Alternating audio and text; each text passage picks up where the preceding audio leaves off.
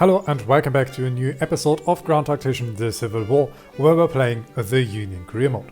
The last episode we pushed further into the south and inflicted more casualties on our enemies. So far they have not surrendered and they keep on fighting through willpower and self-gaslighting alone. But this is not going to save them. Over here our army of the Potomac is going to redeploy over the railroad line, and they're going together to fight off these forces. And in the south, our 2nd Division of the Army of Northeastern Virginia is about to enter Marion. The rest of our Army of Northeastern Virginia is going to be deployed into Marion and also into Columbia. We are going to assemble our forces over here and then push into the city. Once we have reached our target, the Army of Occupation is going to smash into these forces over here. This is hopefully going to bring an end to this bloody rebellion. So far the Confederates have 3 major cities left. One of them is Wilmington, that is about to fall, and we have sent these forces down to capture this city quicker. After that we can of course redeploy to Marion or wherever they are needed. And with this I think we are well prepared to end this bloody war. We can see that over here Confederate forces are falling back and the 2nd Division has reached Marion.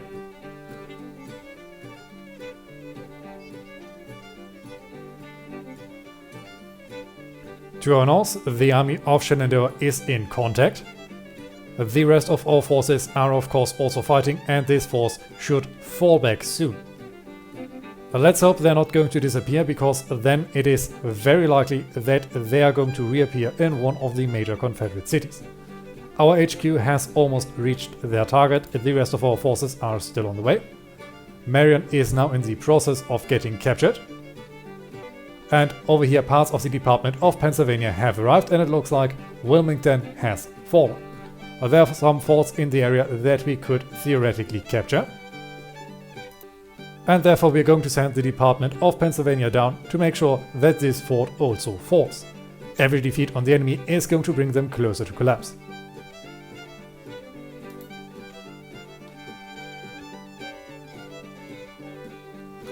We are now besieging the fort, and the fort should fall quickly.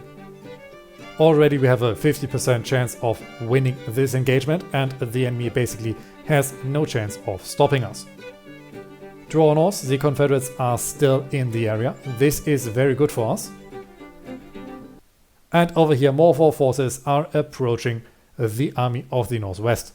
We are going to fight them if we have to. And the Union starts to invest further into heavy industry. The 3rd Industrialization Act has been enacted, giving a massive boost to our manufacturing. The 3rd Division is about to arrive in the outskirts of Columbia. And we can see that these forces have not yet been able to fight their strengths again. 2nd Division is so far alone, but the 1st Division is coming up. We are once more out of ammunition and supplies are not looking well. Let's make sure that we are building up some supply stations. And we are of course going to guard this place. And for some reason we have been informed that we have withdrawn from Fort Caswell. The Department of Pennsylvania is fleeing even though no casualties were sustained. I do not know what's up with that, maybe our soldiers just need to rest. Next time we are going to get this fort if we even have to engage them over there. We can see that Buccaneers Division is in the area. They have at least 4,000 soldiers, meaning that the 3rd Division would be able to wipe the floor with them. But tomorrow the 4th and the 5th Division are going to arrive, and we are going to overrun the enemy in one swift attack. And over here the 1st Division has also arrived in Marion, meaning that the process of capturing the city is getting a lot quicker. We can see that our 5th Division is already out of food and ammunitions again, meaning that we cannot wait with our attack on the city. So let's order our men forward so that we can attack as soon as the day begins. And it looks like the 2nd Division is still at the fort. I'm going to order these soldiers to assault, They have the absolute manpower advantage and therefore should win easily.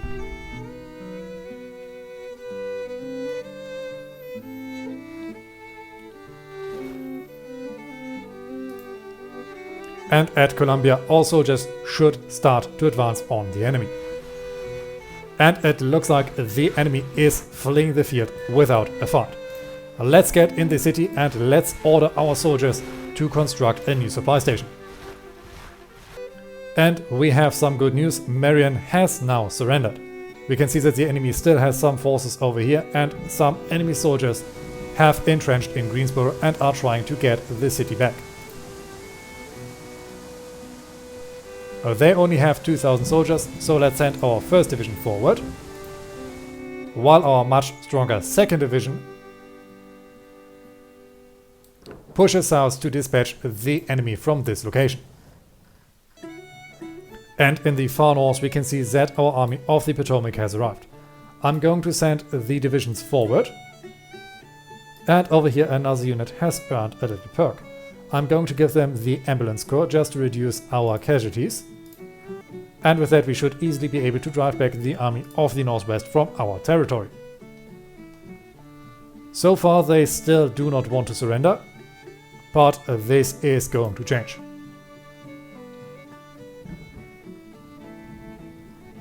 Field Corps is positioned in Lexington. Let's send the 3rd Division forward.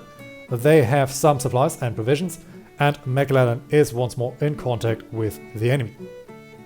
We have about 6,000 soldiers against us and we attack the enemy with over 14,000 men. So let's get into battle once more. Gentlemen, today is December 6, 1862. Our scouts report the enemy is near Troy, North Carolina, and our army is to prepare for battle. We are facing the army of Shenandoah under command of Patton Anderson with strength of some 6,000 men and 8 guns. The enemy army is battle experienced and the morale is reported to be confident. Reports indicate their supply situation is outstanding, and the supply state of our army is outstanding as well. The battle can begin and we can see that the enemy has entrenched alongside this river. They want to hold this fort and they have employed strong breastworks to hold us back. But they have forgotten to guard their rear. Therefore, a small distraction force is going to gather over here while the majority of our army is going to move up on this location. After that, we are going to simply encircle them from both sides. But I guess this is going to take 1 or maybe even 2 days to reach the battlefield. The next day of fighting can begin and our soldiers are moving out once more. We are hopefully able to lure the enemy into a trap, because so far they have not built trenches alongside this side. Unfortunately, we have 36 deserters while the enemy only has 1. But we have far more soldiers than the enemy and therefore I am not worried at all. We can see that unfortunately our artillery is hanging back. And we have a little traffic jam over here. The rest of our forces are advancing swiftly. And we can see that over here our distraction force is also arriving. Artillery fire should set in at any moment. And therefore I'm soon going to put the game speed down a little. The enemy artillery barrage has started. We are waiting for this regiment to arrive. And we can see that the enemy has sent out some skirmishers.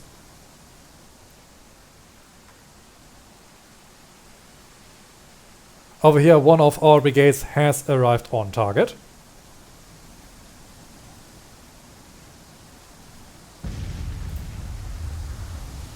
And once these men from Indiana have arrived, I'm going to order them to lie down.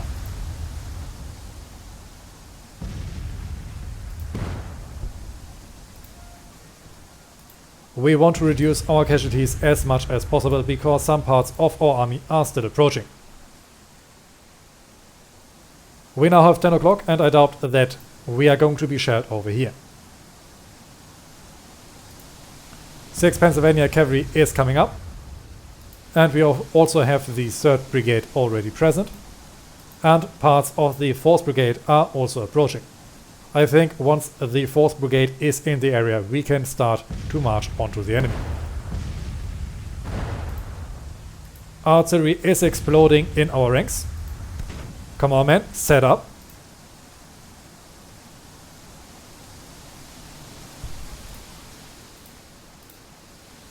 And I'm going to get some infantry detachments ready. We're going to harass the enemy entrenchments and the infantry detachments over here. This way we are hopefully able to get some early casualties for our enemy and force them to send their rearguard back. Artillery has set up over here. And we are still waiting for 2 more regiments to arrive.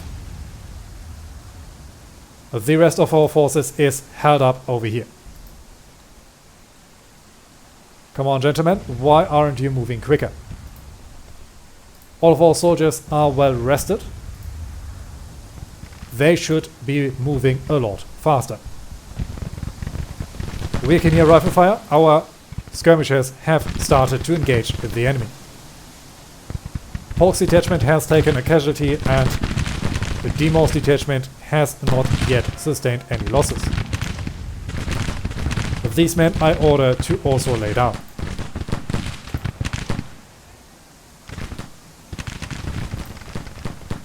And over here we are going to send our brigade forward.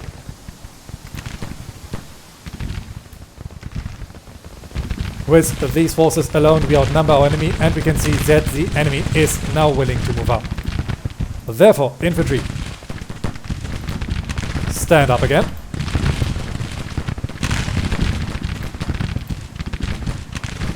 And we are going to approach the enemy. Let's hope that the order delays are not going to be super significant, because we now need to push.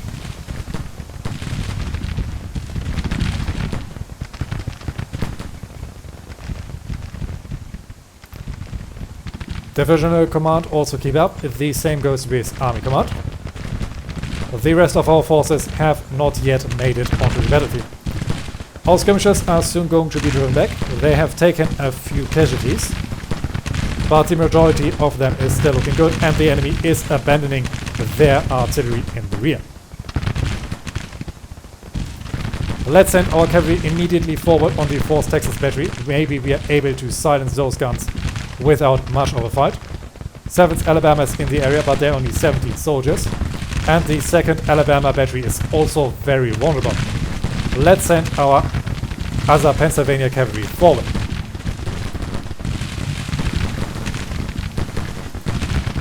Well, these men can start shooting on the enemy as these cavalrymen are moving up. Over here our infantry is slowly starting to advance onto the enemy. Our men are now taking a few casualties. Infantry is approaching them. Let's get these men up and running. No, don't go on the fence. The enemy is over there. 7th Alabama wants to withdraw. Maybe we can get them. Come on, men. Everyone forward. 1st Iowa, you can dismount. Over here, the 87th New York is about to approach. Let's send them onto target. And we're going to send a few soldiers immediately forward. These men are pushing up. And we can see that we were able to shatter the 7th Alabama. They only have 4 soldiers remaining, meaning that they're not going to be a danger. 6th Pennsylvania, you can also dismount.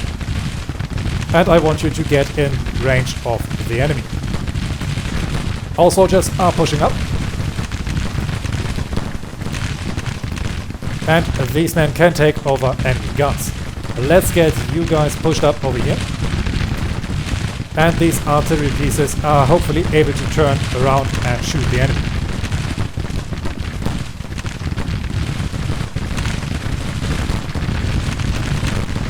Alrighty, we can see the first parts of the enemy army breaking.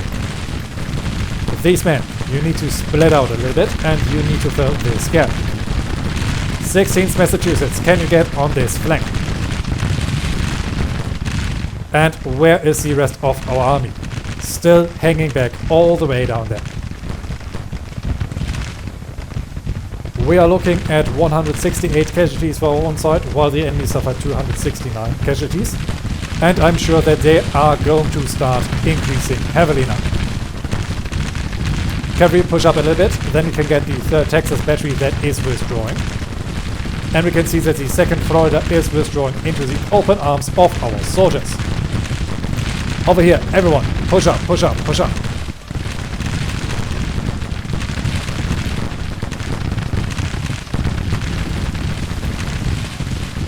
These men need to move forward just a little bit, otherwise they are unable to fire. Brown's detachment has taken over some artillery, but they are soon going to be doing well. Kimmel's detachment is still holding out, even though they are faced with overwhelming fire. And the 6th Pennsylvania is getting flanked by these retreating forces. And it looks like the men are not yet firing, meaning that they have just taken fire and are now wavering. Let's order them to fire and send some help forward. I want to keep these soldiers around. Come on, man, the enemy is right there. Open fire. Let's get these men up and up and up. Wagner's detachment is still on the field. And over here we can continue our push. Very good. More parts of the enemy army are withdrawn and the 6th Pennsylvania broke. Well, when you decide to take needless amounts of fire, this is going to happen. These cavalrymen can withdraw and reassemble over here.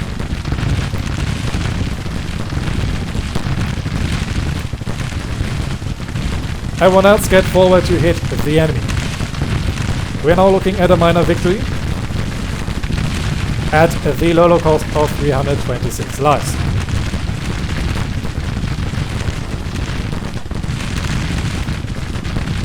The enemy is still in the field. Some of our forces are running low on ammunition, but we should have far more than enough to crush this rebel force.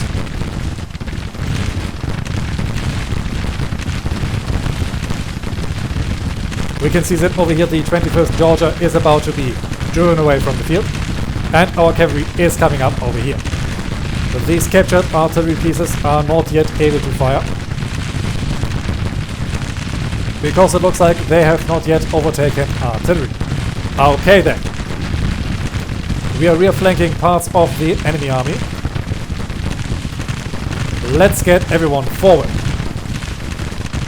Our cavalry is now opening up onto the enemy forces. 2nd South Carolina should waver and run soon. And we can see that these men are fleeing to the southwest. We are now starting to capture the West Fort. And the rebels are going to be crushed within a short while.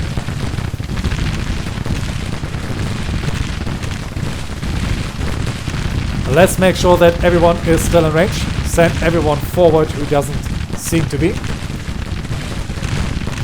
And over here, Kimball's detachment is still holding. They're contesting the 21st Georgia. And yes, we can see enemy cavalry breaking. Let's now send our cavalry forward, and the enemy is on the retreat. We are going to inflict a couple more casualties while they are running away. And hopefully make a bunch of prisoners. Let's charge in with 1 or 2 regiments while our units are giving cover fire. This should inflict a mass rout on them. Very good. 3rd Georgia battery is down to 4 soldiers. I doubt that we are going to see this battery again unless they're able to get some rapid reinforcements, and our soldiers over here are rushing in. 24th Georgia is still on the field. They are fighting a retreating battle. And they were even able to flank some of our soldiers. But it was most definitely not enough. In total, we have only suffered 567 casualties, while our enemy lost over 1,396 soldiers. They also had to leave behind all of their artillery pieces. And after our victory at Troy, the army of Shenandoah is fleeing in a panic, and General Ord becomes a national hero. Lieutenant Colonel Higgins loses face, and the support for the rebel cause wavers. The enemy has lost 1,396 soldiers, of those 188 were killed and 513 were captured. From our own 567 losses, 78 were killed and 106 men are missing. We were also able to capture 788 rifles and 2 artillery pieces from the battlefield. In the north, the 1st Division is about to arrive at Greensboro, driving back the Army of Virginia. And we should now see a mass rout of these units down here.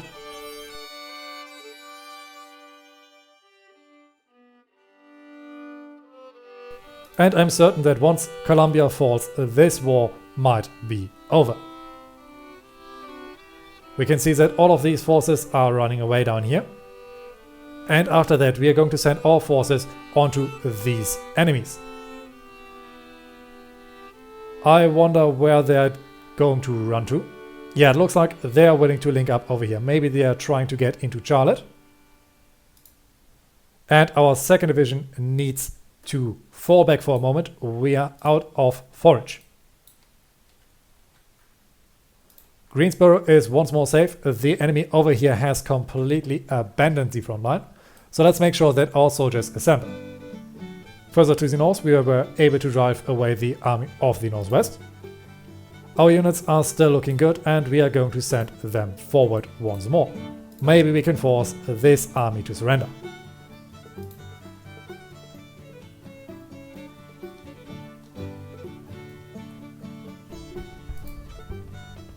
And if we take a look at the Battle of Fort Caswell, we have unfortunately suffered 85 casualties, while our enemy only suffered 2 losses.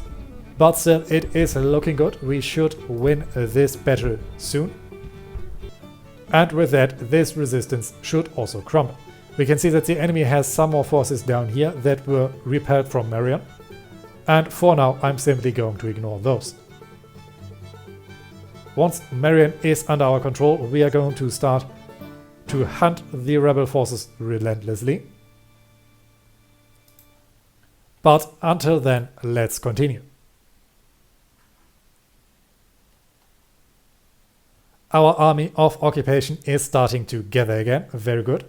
The readiness is taking some hits, but once our forage is there, this should all be looking better. And we have now captured Fort Caswell. Hawkins surrendered. The supply for our Department of Pennsylvania is still looking acceptable, so we're going to send these forces down to hunt away these enemies. After that, they can regroup, and Marion and these parts can get back to our main battle line.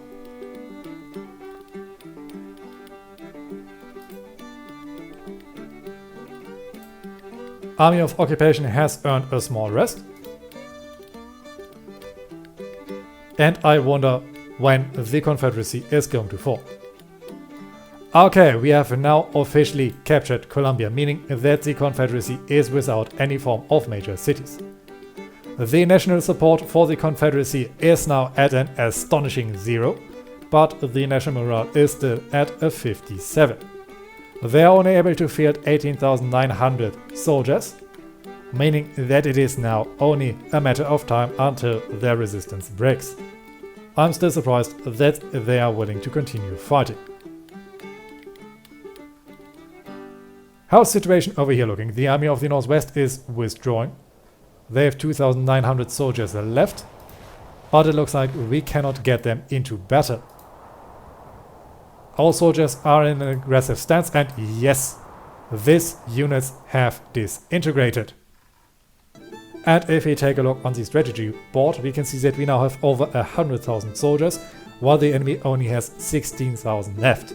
Meaning that now once an enemy army disintegrates, they are going to disappear forever. Therefore, let's make sure that our men are pushing. And I guess the readiness of our forces is still large enough to push the enemy further. Therefore, Army of Occupation, do what you do best and occupy the enemy. Unfortunately, our Army of the Northwest is not yet able to push again. They are completely out of provisions and we are besieging the enemy somewhere. I am not entirely certain why we are doing that. Ah yes, because it is our headquarters. McClellan is now once more in contact with the enemy. About 9,000 rebels are still willing to fight us, while on our side over 20,000 men are willing to make them suffer. Gentlemen, today is December 10th, 1862. Our scouts report that the enemy is near Albemarle, North Carolina, and our army is to prepare for battle. We are facing Hill's division under command of Ambrose P. Hill with strengths of some 4,000 men and 2 guns. The enemy army is comprised of veterans and the morale is reported to be stable. Reports indicate that their supply situation is outstanding. The supply stat of our army is outstanding as well. And veterans or not, they're going to die as easily as everyone else. The battle can begin and our forces are moving forward. We are going to march through Centralville and we are going to take positions alongside the edge of the forest. From there we're going to move through this cornfield and shatter the enemy forces. The next day of fighting can begin and we can see that the enemy has massively reinforced this corner. But they only have about 9,000 men while we have over 22,000 soldiers present on the battlefield, meaning that we are simply going to overrun them. We can now see that the enemy is approaching our lines. They are sending out skirmishers. I'm going to slow down time and soon we are going to be in contact with the enemy. The enemy is getting close to these fence lines and they're pushing up over the road. Bennett's detachment is about to get into range of our soldiers and they are going to be the first casualties of this day of fighting. For the moment I'm going to send out some infantry detachments from the 87th New York. And we of course hope that the enemy is trying to use this road to bring up their forces. This way we should be able to get them into a nice crossfire. We can see that the 1st South Carolina Cavalry is coming up. They only have about 100 men left and they are immediately getting outflanked by our forces. You men, where are you moving? Do not shift, engage the enemy. Over here more of our forces are coming up and we have more infantry regiments approaching alongside this hill.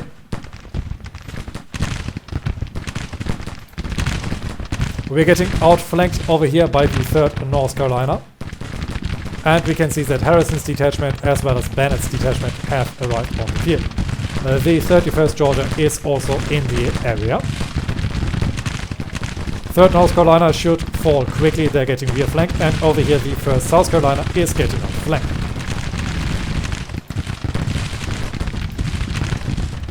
I want this brigade to form up over here.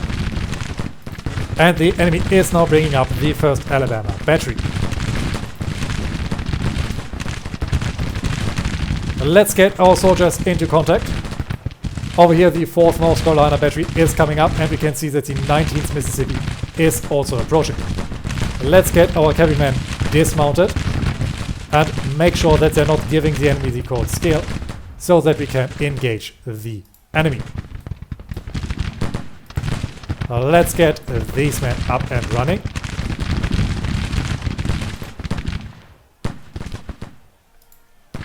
And this brigade can also move forward. We have artillery coming up, they're going to set up over here. And with that we should have an easy time blasting away these enemy forces. They are now pushing up heavily, trying to overwhelm us. And these infantry skirmishers can get recalled, allowing us to send all of these forces forward. These men can focus south, or well, west. Come on, man. Move up, move up, move up. And fire upon the enemy.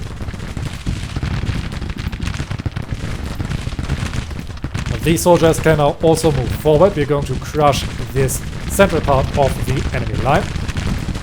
And yes, the 3rd Ohio is over here opening up on the enemy. Let's quickly give out some individual orders to make sure that our soldiers are getting in contact quicker. And over here, these men need to push forward. We're getting slowed down a little bit by the terrain, but soon our forces are present on the field.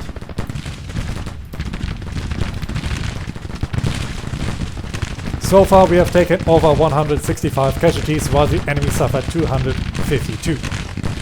Some of our forces are getting flanked.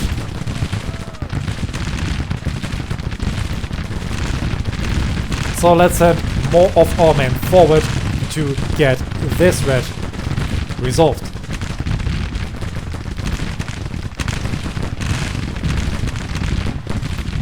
Our cavalry over here is taking some casualties, but we are doing a good job driving away the enemy. But these men can now shift as the 15th South Carolina is falling back. And we are opening up a massive amount of fire on the enemy. Over here our artillery batteries are about to set up, and these guns have also almost set up and are able to hit the enemy. Very good. This is what I want to see here. 4th North Carolina battery just broke. Over here the 31st Georgia should take massive amounts of casualties quickly.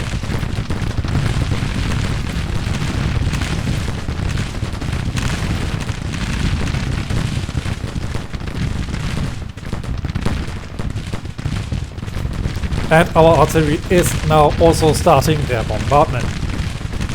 These guns are only stable, they have suffered one loss. I'm not sure if they got hit by artillery or if these soldiers had deserted overnight. It is not going to matter. Let's send these forces out as well, and the cavalry behind the enemy line. 1st South Carolina is on the field with 146 horsemen remaining. We see the 2nd Arkansas battery, otherwise I can only see the 5th North Carolina battery, otherwise I don't think they have artillery left.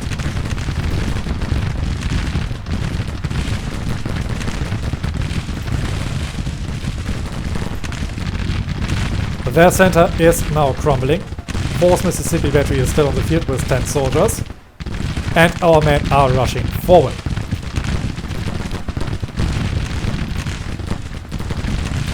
Let's get these regiments down to increase our firepower.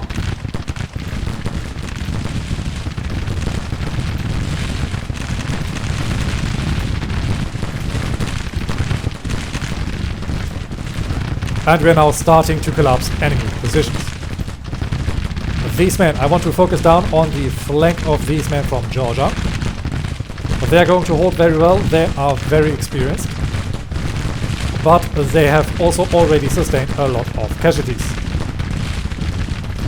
These men, if possible, I want to set up over here to further outflank the enemy. We can see that the 1st South Carolina is now withdrawing. We can see that some enemy forces are gathering down here. And over here we can now start to push further on the enemy flanks. 4th Mississippi Battery has now given up. They are running, as well as these cavalrymen. Some detachments are still on the field, and the 51st Virginia. Down here the elite 21st Georgia is on the field, but they've also taken 100 casualties already. Let's get some more firepower forward.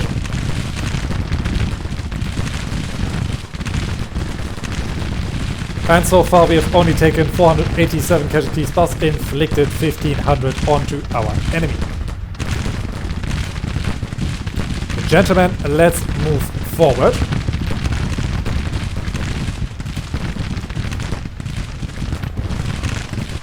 We can see that the 19th Mississippi is still in the area. Otherwise, controlled resistance is breaking down. Yes, we can see more of their forces routing. A massive major victory would of course be nice, but I don't think that this is necessary anymore. We're going to send the 1st Iowa Cavalry forward so that we can arrest the 1st South Carolina and to of course get onto the flank of our enemy.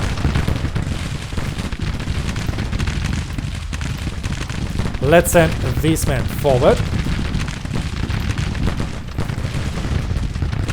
And it looks like these men from Georgia have still remained on the field, but they are going to fall quickly. Some infantry detachments have decided to set up over here, and we can see that the enemy still has some forces that are looking quite well. But we are of course also going to overrun those. Let's get the 7th Indiana forward on the 5th North Carolina battery. And send more of our forces up. The men from Indiana are going to take some casualties. But it will be worth it. And I guess after a couple volleys they should break anyway.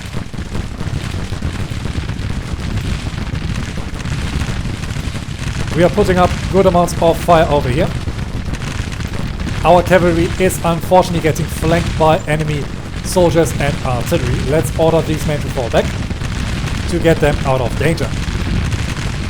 15th North Carolina is getting massively outflanked. They have taken over 240 casualties, meaning that they have lost almost half of their force. They are getting completely massacred over here. Come on, man, push up, push up, push up.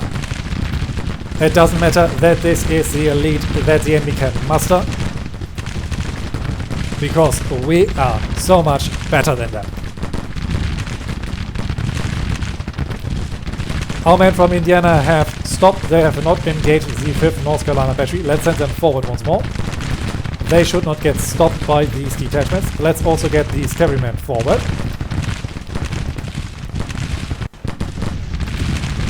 And we are now starting to take over Old Market Turn. These artillery pieces have now decided to withdraw. 16th North Carolina should follow soon.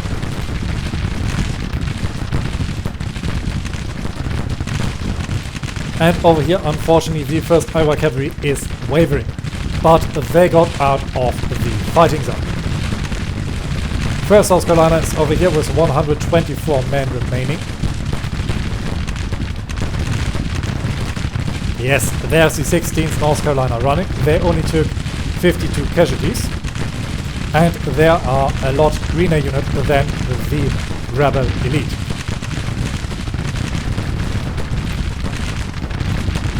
More forces are running over here. They are only infantry detachments.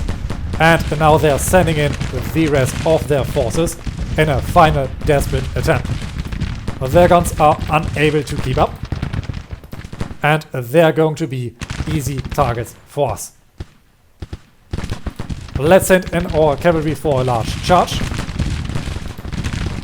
These guns should not be able to focus on it.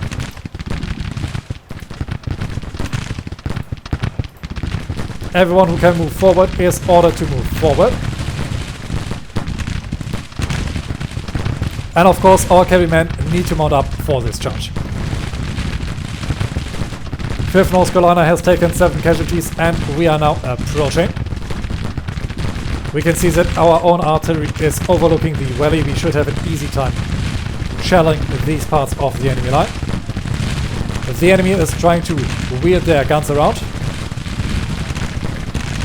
And we have made contact. We are ripping through the 5th North Carolina battery. Unfortunately, over here the 2nd Arkansas opened fire on our cavalrymen.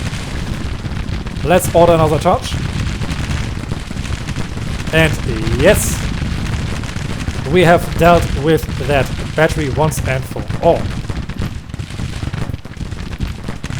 Everyone move forward. These men can focus on the men from Arkansas,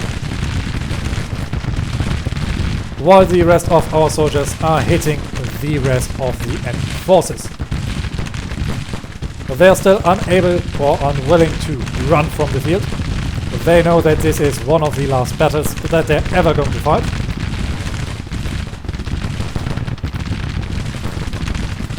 But the more they resist, the more of them will fall. They've already lost over 28% of their forces.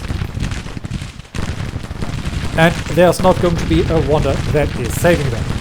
1st Alabama over here is now taking casualties. The 4th Tennessee has already lost over 100. And the 23rd Georgia is withdrawing, even though they have not lost a single man. The men from Arkansas are further withdrawing. And we have now achieved a major victory. Very good.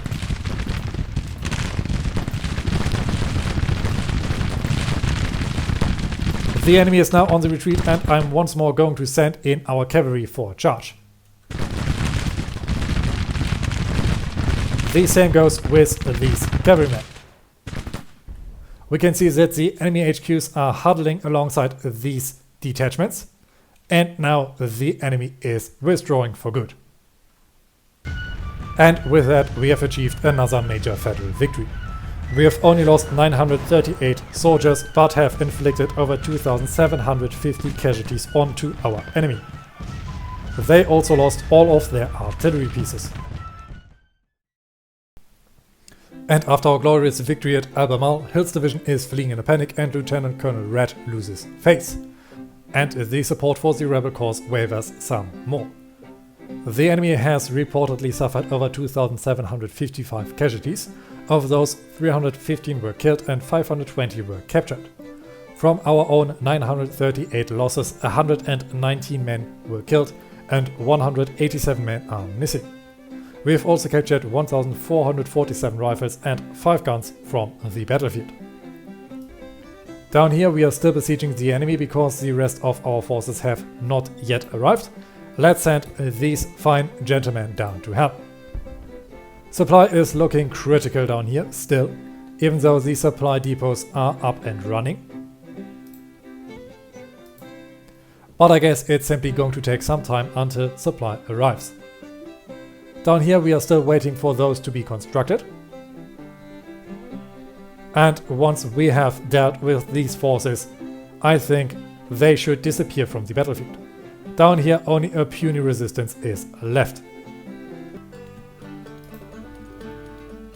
Okay, unfortunately these soldiers were unwilling to move away. But we have now also been informed of a glorious victory at Conway Borough. The army of the Potomac is fleeing in a panic, but casualties were basically non-existent. Only 15 enemy soldiers have surrendered. We can see that the enemy is running north. And it looks like these soldiers have completely disintegrated. Meaning that we now have a slight advantage over our enemy. And yes, if I look on the map, this is only a very slight advantage that we hold over the enemy forces. We can barely sustain our gains. And even though supplies are still looking terrible, I'm going to send some of our forces forward to deal with the enemy over here. One of our divisions is going to maintain their posture to make sure that we can build up supply, and the rest is going to follow the enemy. We can see that they're now withdrawing, and down in Mexico, Xalapa has fallen. The French invasion continues and French reinforcements have arrived. General Bazin marches on and Mexican forces are in retreat. We have the midst of December and I would love to see this war end before Christmas. Apparently these soldiers are trying to get into Greenville and then maybe try to get further into the west. And once they have reached the west, they are of course going to be someone else's problem. Our 2nd division is not ready to march, or well, not in a good position, still we are ordering them to march on. This war has almost ended and it looks like the forces that were previously pushing into the north have actually decided to surrender. The low supply situation is going to take a toll on our soldiers, but it simply has to be. We just need to push on for a little while longer, and then we will win this war. We can see that these forces have set up in Greenville, and over here more of our forces are pushing down. Let's also get this army north.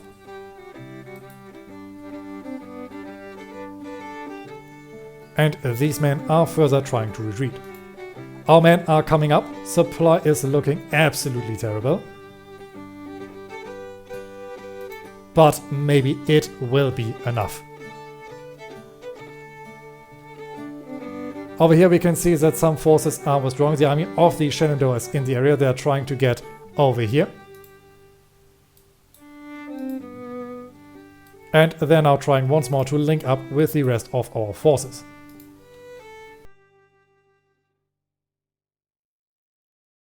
And we are pushing in. This pocket is officially cleared out. And we can see these armies disintegrating. Over here, the army of Shenandoah is still on the retreat. We are hitting them, and they have now also disintegrated. And down here, the last Confederate army should also fall. And there we have it. The entirety of the Confederate armies have surrendered. They only field 752 soldiers, and I guess they are going to be stationed in forts and maybe in the navy. With malice toward none, with charity for all, with firmness in the right, as God gives us to see the right, let us strive on to finish the work we are in, to bind up the nation's wounds, to care for him who shall have borne the battle, and for his widow and his orphan, to do all which may achieve and cherish a just and lasting peace among ourselves and with all nations. Abraham Lincoln, President of the United States of America. Epilogue. The Nation's Wounds.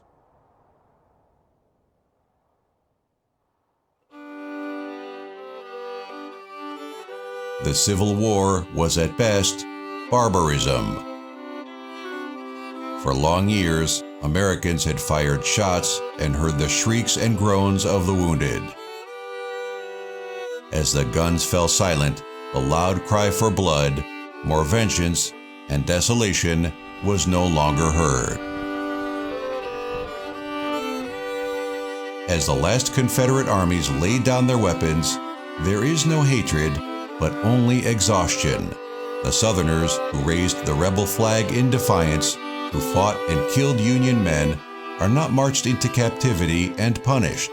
In the hell that is war, they had suffered plenty and lost, their homes laying in ruin. The feud among fellow Americans escalated into a terrible war from the will of man to enslave other men.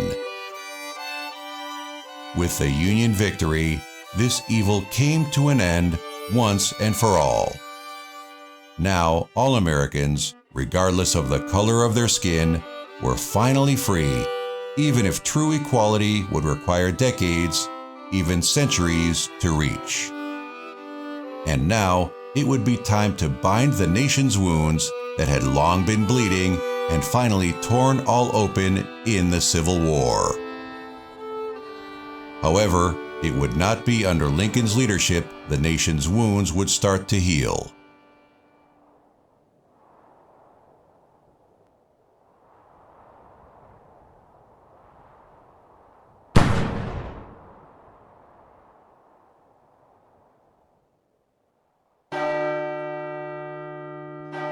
Lincoln's abruptly ended presidency saw only a brutal civil war, but in the end, the Union, preserved under his leadership, would eventually emerge stronger than it was before the war. But a just and lasting peace with all nations would not be cherished for long. In fulfilling the manifest destiny, war would continue to be ever present.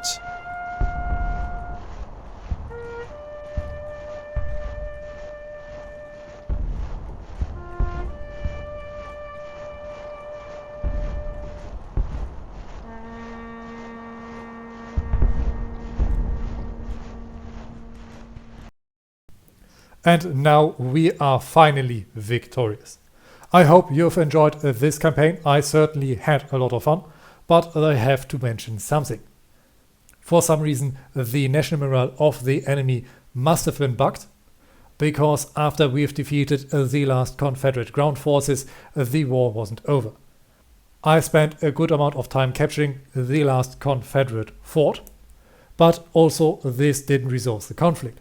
After that, I spent even more time hunting down the last remaining Confederate flotillas, but after that the war was still going on. So I had to get into debug mode just to trigger the end of the campaign. This was a bit anticlimactic, and if you are deciding to play this game for yourself, you might run into this too, so this is just a little heads up. But I had a lot of fun, and I hope you did so too. And until we meet again, I wish you all a great time.